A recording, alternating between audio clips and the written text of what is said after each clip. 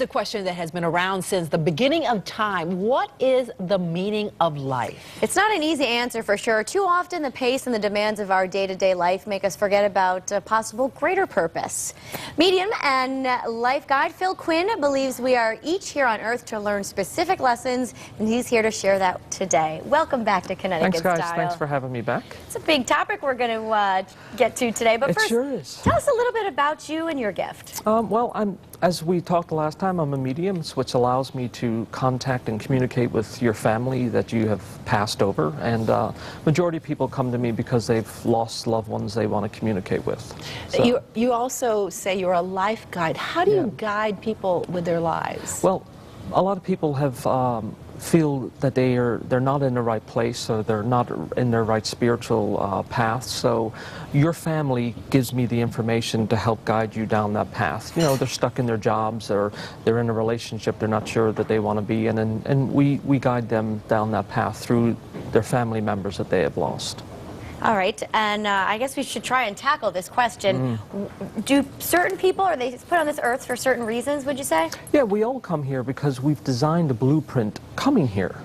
Before you even get to Earth, you've designed certain challenges that you want to accomplish before you got here. So, and in coming here, you decided that I want to be an anchor, or I want to be a medium.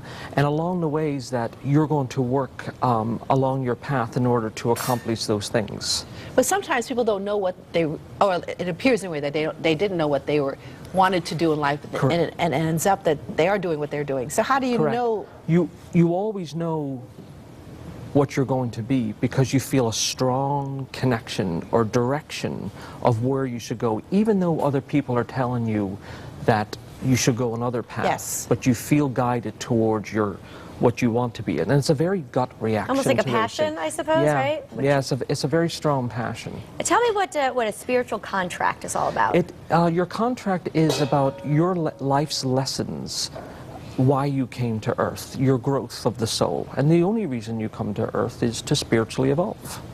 And so how does that all happen? I mean, you meet with somebody and you discuss what the issue is in their life, and you help them do what? When you meet with me, your family comes through, your whomever that you've lost, and they'll come through, they'll say who they are, how they died, their relationship to you, and then they'll talk about the things that are personal in your life, of what you might be facing and where you might feel stuck.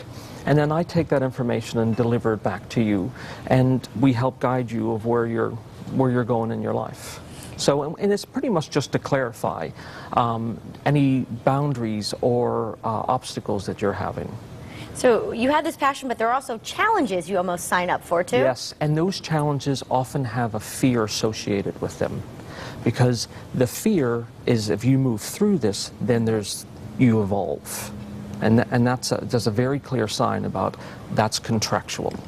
See, remember, you came from a place, heaven is beautiful and wonderful, and there's no challenges.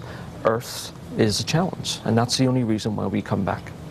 So you counsel people, then how do you know that what you shared with them actually happened? So they come back and tell you that it happened? Yeah, it'll happen. And, you know, people will write to me or email me or call me and say that, you know, these events have taken place in their life. And, you know, it's a really wonderful experience. And for the most part, does it happen? Yeah. Yeah, as long as people, you know, follow their path. And then, you know, people will come up against fear, and they think that I don't want to, you know, deal with this or experience this right now, and choose to back off. But for the people that do address it, you know, for someone who has a fear of public speaking, and if they're able to work through that, then they've made, you know, address this challenge, or standing up to bullies, or overcoming any sort of adversity. So these are all contractual moments in your life that, you know, I've grown.